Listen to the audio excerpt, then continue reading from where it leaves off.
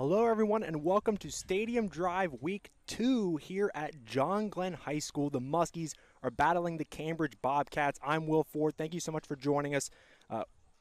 Football season, man, it's in full swing, and I'm super excited to be here at John Glenn High School. John Glenn 1-0 on the year, coming off a 28-0 win over Circleville, shutting out Circleville. Cambridge, though, a loss in Week 1 to Indian Creek, 35-25. Had a slow start to the first half, and then really just they outscored Indian Creek in the second half, but by then it was just too little too late. And so Cambridge goes down 0-1 on the season, but this is a local rivalry, Bobcats Muskies, that we haven't seen since 2019. So it's been a few years since these two schools have played each other. And for whatever the reason may be, just looking to maybe play some other outside competition and test your guys against some schools that you don't get to see very often. Whatever the case is, this local rivalry is back, and we're super excited to have this rivalry back in town.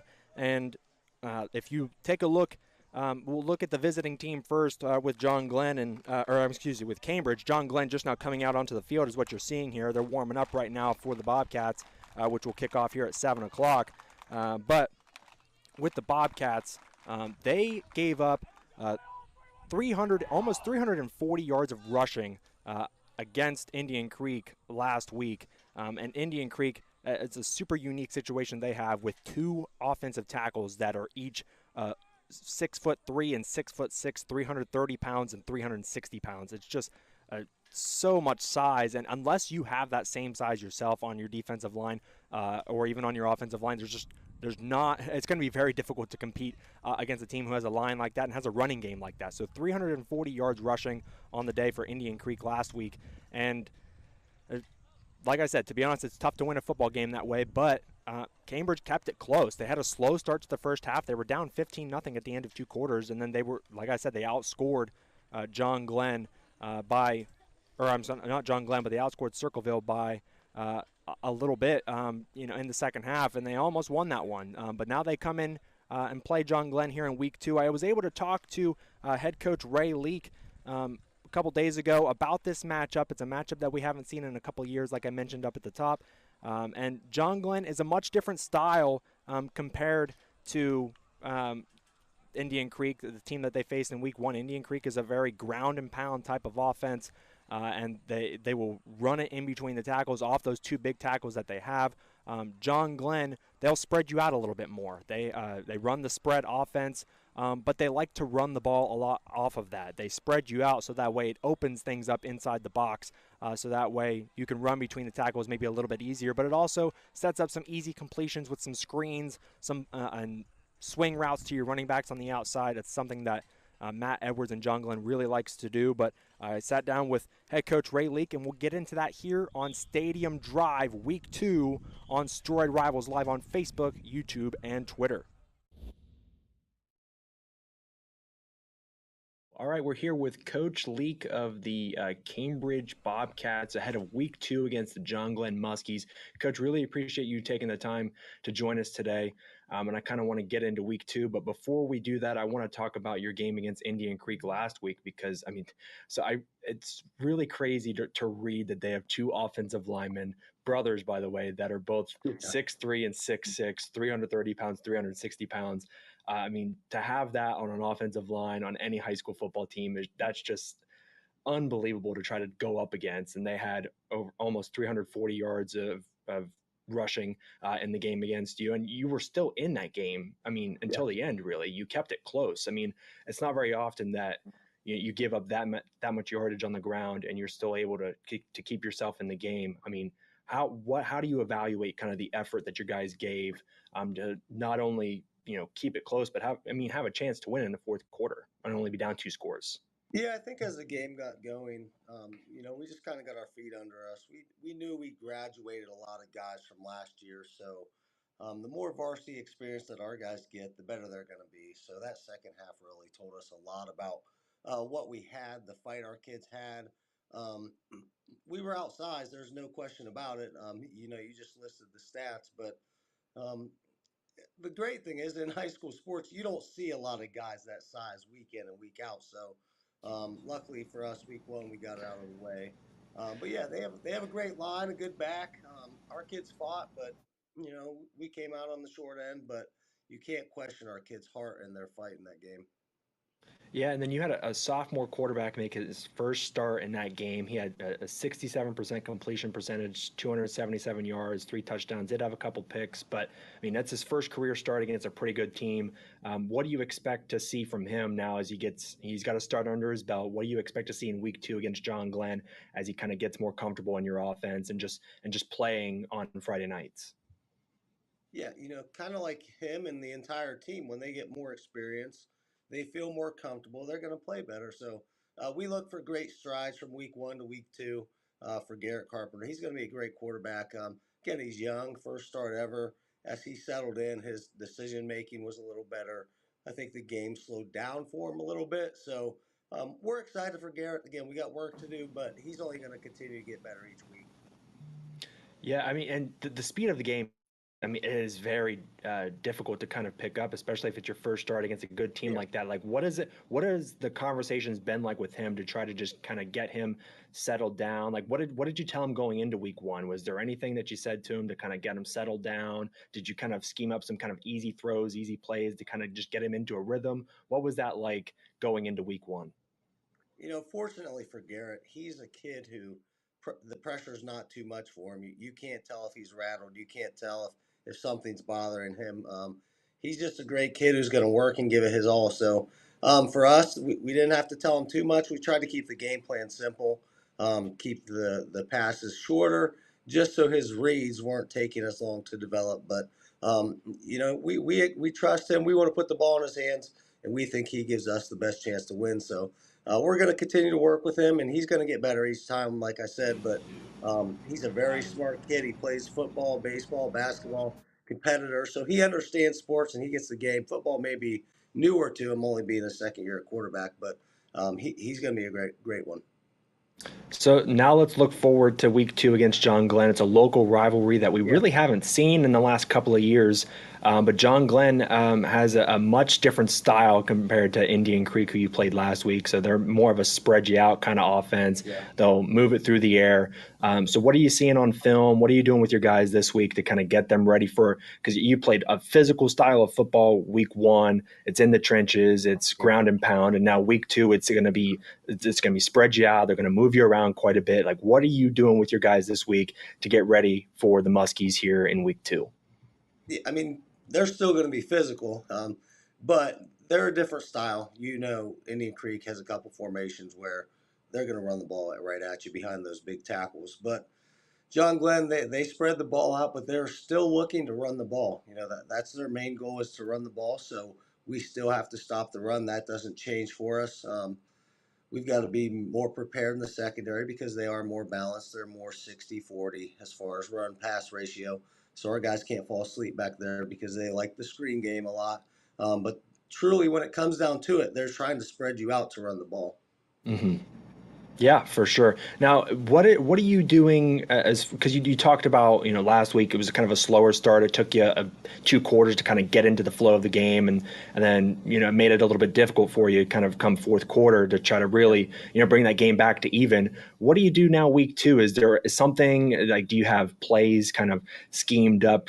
For your first drive to kind of get you into a rhythm faster, or is it something defensively that you've got to do? Like, what do you do game plan wise to come out of the game and come out of the gates a little bit faster so that way it doesn't put as much pressure on you in the second half of the game to try to close it out or Yeah. just keep the game close?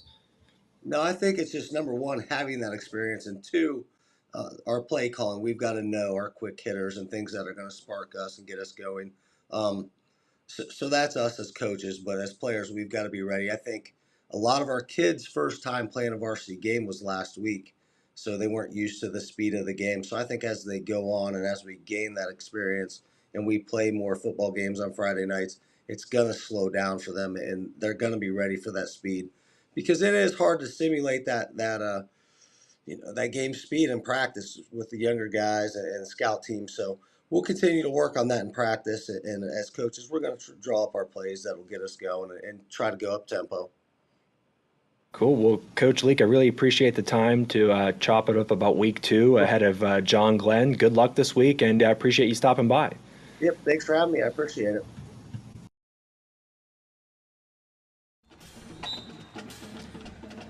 Ray Leak here on Stadium Drive to kick off week 2. Really appreciate him stopping by.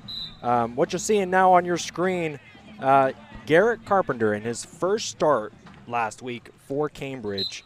And you heard Coach Leak talk about his performance, evaluate his performance a little bit, and how he did in his first career start as a sophomore. 67% completion percentage, 277 yards, 3 touchdown passes, did have 2 interceptions, but a really, really solid performance. And had Cambridge maybe started a little bit quicker in that game, got a quicker start, they may have been better off. And Garrett Carpenter's performance would obviously look a whole lot better as a result with if the team had performed a little bit better in that first half, just kind of getting out of the gate and getting going. But really, really impressive start for that young man there. Garrett Carpenter had a couple of big plays made by a couple of his playmakers that are in his skill positions. And, Garrett Carpenter, he is going to be a star for the Cambridge Bobcats at the quarterback position for years to come. But a really, really promising first start for him against Indian Creek, a tough football team and a physical football team. Not that John Glenn isn't as physical, but a very promising start. And so now it's just building off of that. What does Coach Leak do the first drive of this game to kind of script some plays that get him some easy completions, get him into a flow of the game a little bit easier?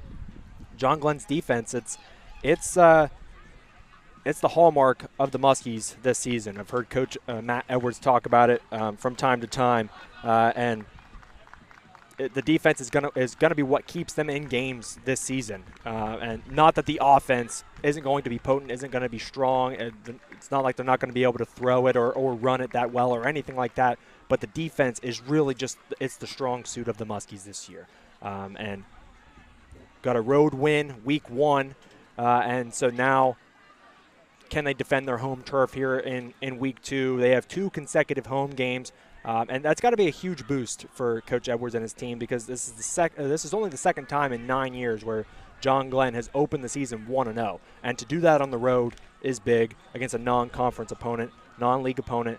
You get that first win on the road. Now you have 2 games in a row at home. That's huge, and that can really be a big, big boost and start your season off 3-0. They didn't have the best of seasons last year. It was kind of a retool, rebuilding year for the Muskies. They were a much younger team, graduated a lot of talent, juniors and seniors from a couple years prior. Younger team last year, retool, rebuild, shutout win in week 1 on the road, and week 2 against these Cambridge Bobcats, a team that they haven't played since 2019, like we mentioned earlier. And the last time that these 2 teams played, John Glenn dominated. They won 39-7. So Cambridge back on the schedule this year, and I think the Bobcats are looking to kind of maybe flip that, or at least make it a much more competitive game this year. So just super excited for this matchup, because it's a crosstown rivalry. These schools are not that far away from each other, 10-15 minutes away. And so, growing up in this area, this is one of the big games for a long time. So really excited to see it. But head coach Matt Edwards, talked with him as well. It's super interesting. You see behind me, obviously, the players warming up on this turf field that they have here at John Glenn High School. But John Glenn, for a number of years, played at Muskingum University, and they built that new Bullock Health and Wellness Complex, just recently. And there was a lot of talk whether or not Muskingum was going to return back to Muskingum, or whether John Glenn was going to return back to Muskingum to play their home football games. And obviously they've created a heck of an environment there. But John Glenn is building an environment of their own, something that they can call home themselves. And over the next couple of years, they're going to be making some additions, some more renovations, and just adding on to the facilities that they have here on John Glenn's campus. And it'll make it a lot more exciting, not just for football, but for all the other sports that John Glenn is so good at here. They're so good in athletics, and they have been for such a long time.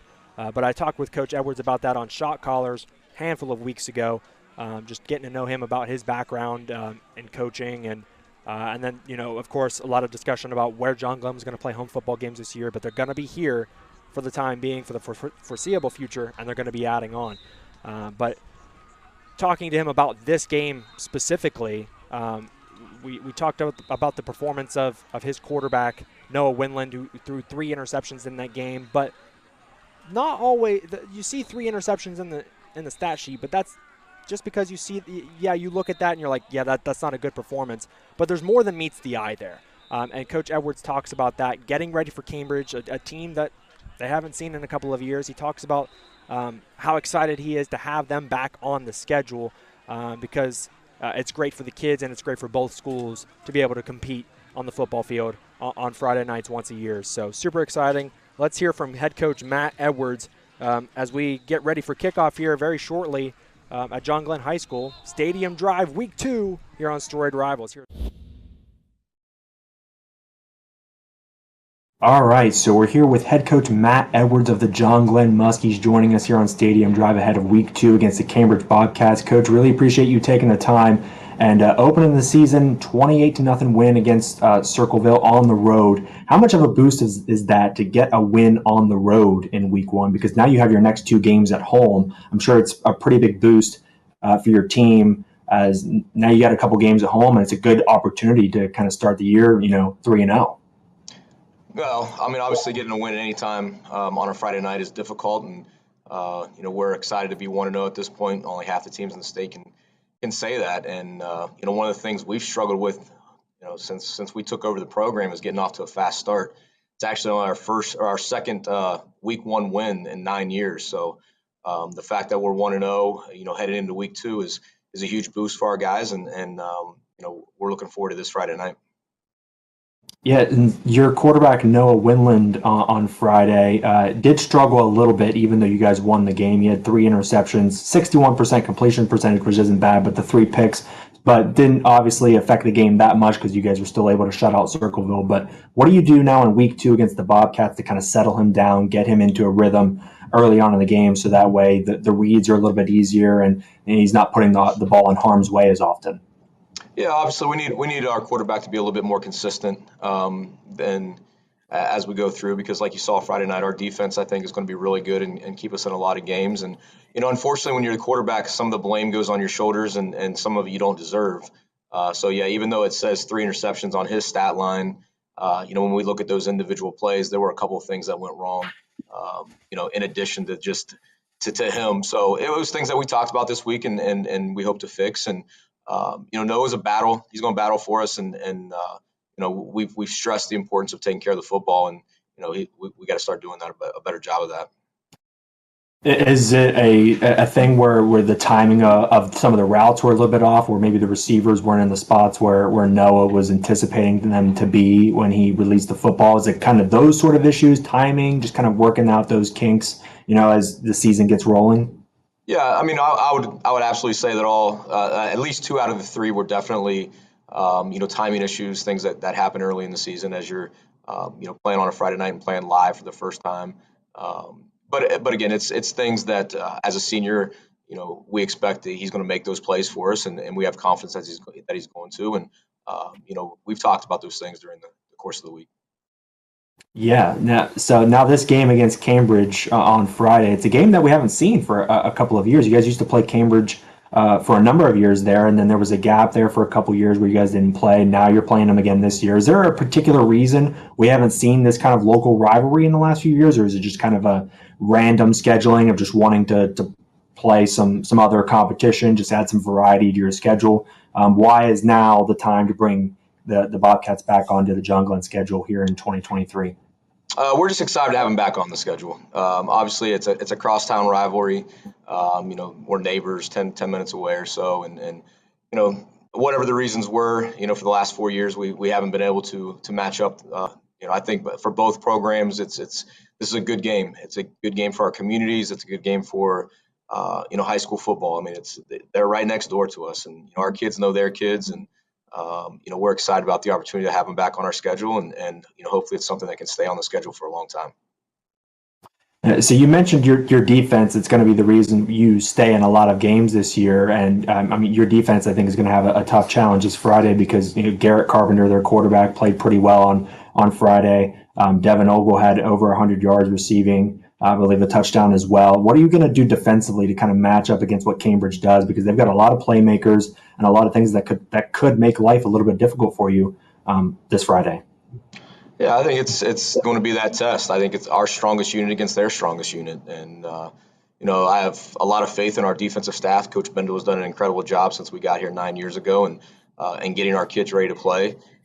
He's an incredible guy in terms of scouting and making sure that we have the advantage as much as we possibly can, based on what they do. And they've got some playmakers over there, and our kids are aware of that. And we talk about it all the time. Sometimes kids, they want to throw the football probably more than anything else. And our front seven is going to have to do a good job of pressuring the quarterback and making him uncomfortable. And that makes the passing game really difficult. So that's been our message all week is to get after the quarterback a little bit and, move the pocket and just make sure he's not comfortable sitting back there trying to find his targets. Is running the ball going to be an emphasis this week for you guys on offense? Because Cambridge did, when in their week 1 game, granted they were playing against a team with monstrous tackles and a great run game, and so they struggled against the run a little bit. But is that something that you're going to try to capitalize on here in week 2? Is run the ball and kind of attack their run defense a little bit to set up things to make things easier for Noah in the pass game? We'll see how the game flows. Obviously, going into a game, my mindset's always we want to be 50-50. And that doesn't necessarily mean 50-50 run pass. It just means we want 4 or 5 guys to touch the ball, an equal amount of times. And sometimes that means, hand it to them or throwing quick screens to them or whatever it may be. But, I think if an offense becomes one predictable or one-sided, it really plays to the defense's advantage. So to say that we're going to concentrate on the run game versus something else, our goal is to try to go out and spread the ball around and use the entire field and, be 50-50 in terms of, who touches the ball, not necessarily how they get it. And then the last question for you, Coach. You mentioned that this is the second time in 9 years that you've started the season 1-0, so you're getting off to a quick start. Is there something that you're doing with the guy? Like, is there a message that you give the guys to try to get out and start games a little bit quicker, so that way you don't get behind early? Like, is there a message? Is there something with preparation during the week? What do you do with your guys to make sure that you have them ready to go? So that way they start games fast and then they stay on top of your opponent and you get out of these games, 1-0, 2-0, and hopefully 3-0 as the season goes on. Yeah, every week we talk about just trying to be 1-0, that particular week. And so, last week was a good start, but, that one's done and over with. So, our focus going into this week was trying to be 1-0 again this week. And, I think the thing that we do here is find out what our kids are most comfortable with. And, for example, offensive, if we have the ball first, my first 5 or 6 play calls are going to be the ones that I think our kids execute the best and the ones that I feel like they're most comfortable with, because it's important in high school football to get off to a good start and, get that momentum on your side.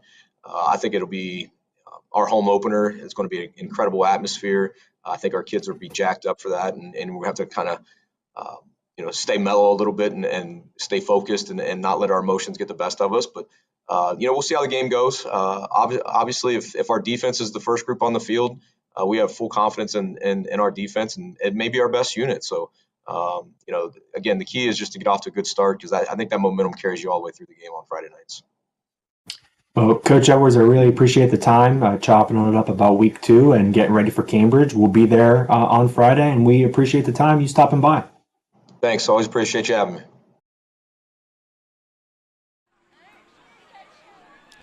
So week 1 struggles? Maybe not. Head coach Matt Edwards talking about it. Yeah, you see here 19 of 31, 61% completion percentage, which isn't that bad at all. You maybe would like it to be a little bit higher, but by all means, that's fine. 133 yards, though, not a whole lot. The 3 interceptions, that's the big number that you see there. But like what you heard with head coach Matt Edwards, there's more than meets the eye there. There was some timing issues, some miscommunications on some routes, and Noah Winland, a senior this year, was putting the ball where he thought his receiver was going to be, and a lot of things just go into the timing of a play. A receiver can get bumped off by the coverage. There can be some pressure as well, a tipped ball, things like that.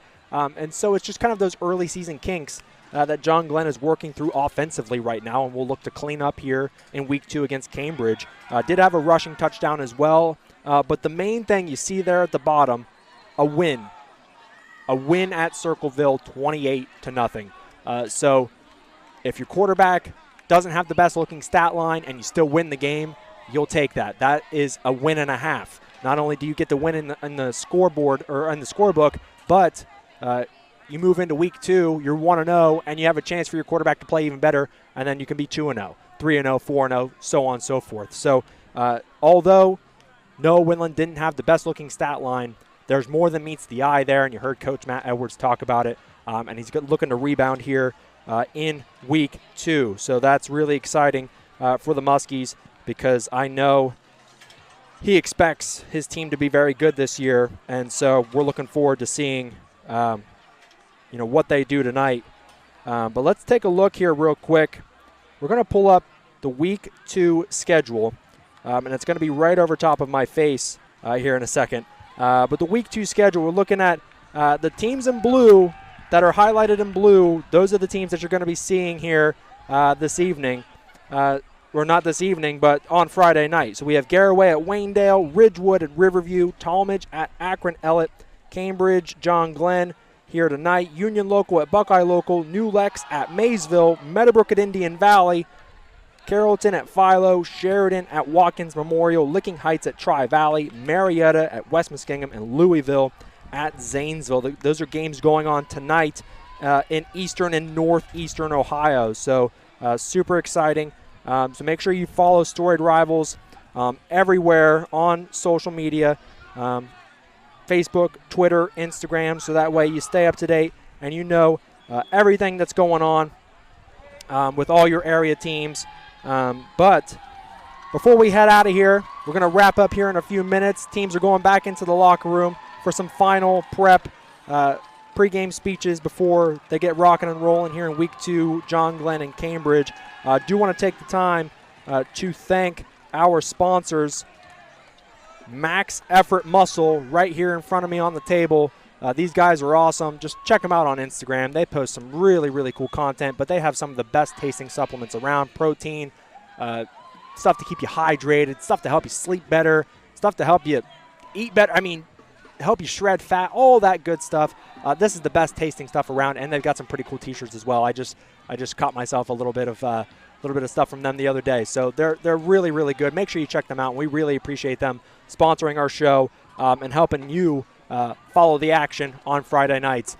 But Cambridge, John Glenn, week 2 action is going to be coming your way next week with the Unreal highlights that we put out every week. Our man Aaron Sprague is here at the game tonight. He's the best in the business when it comes to getting you the best shots, the best camera angles, putting together the best videos. He is the man, the myth, the legend, and he's here tonight filming one of these teams. You get 2 guys here filming both teams here tonight, so super exciting. But make sure you check us out on social media, Facebook, Twitter, Instagram, and make sure you subscribe to Stadium Drive as well on YouTube. You can watch these interviews that I did with Coach Edwards, Coach Leak on YouTube, but you can also listen wherever you get your podcasts, Spotify, Apple Podcasts, wherever you get it, you can listen to it. So we really appreciate you stopping by here on Stadium Drive Week 2. Enjoy the game if you're on your way here, or if you're here already and you're listening to me. Really appreciate it, and we'll see you next week in Week 3. This is Stadium Drive, John Glenn, Cambridge, a matchup we haven't seen since 2019. John Glenn won the last one, 39-7. So we'll see what they've got in store for us tonight, Week 2 in 2023. Will Ford signing off for now here on Storied Rivals. Really appreciate it. This is Stadium Drive on Storied Rivals.